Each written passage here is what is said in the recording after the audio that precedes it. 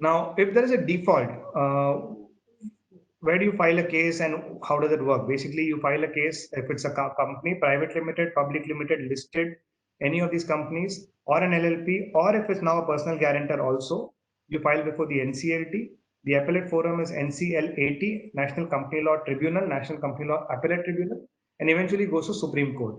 Similarly, the time whenever the law is notified for individuals and partnerships, the plan is as of now, and this is what the regulators have been saying, is that the DRT will be the forum, then the appellate forum at DRT, DRAT, and Supreme Court. Now, obviously, as it is, DRT is plagued with existing cases of the banks. There are no judges. I don't know for some reason why adjudicating judges, officers, or judges are so limited. But the advantage that if you would see in this whole system is that the civil courts have been ruled out. The concept of appeal to a high court has been ruled out. You go to a tribunal, which is a special body, and eventually you go to Supreme Court. Initially, when IBC came into place, we actually saw cases going from NCLT right up to Supreme Court, NCLT, NCLAT, and Supreme Court within 8 to 9 months.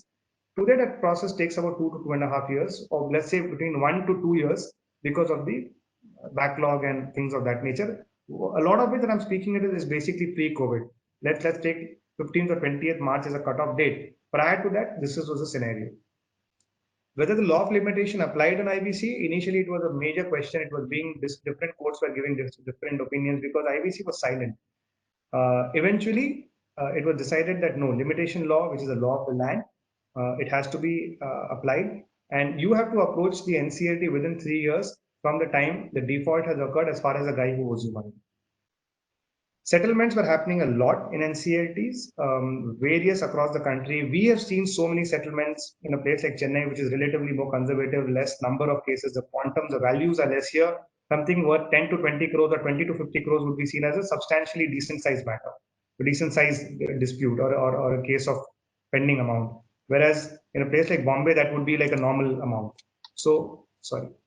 So yeah, settlements have been pretty successful in IBC. Where do you file a case in IBC? As I mentioned, you file an NCLT, but which NCLT? If you are in Chennai and the person who owes you money is in Delhi, you'll have to go and file it in Delhi NCLT, basically.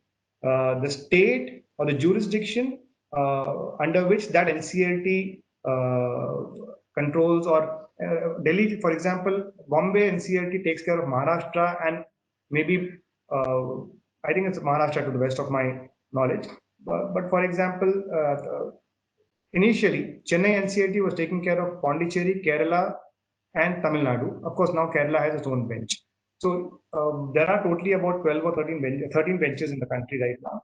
But yeah, that's how IBC has been functioning.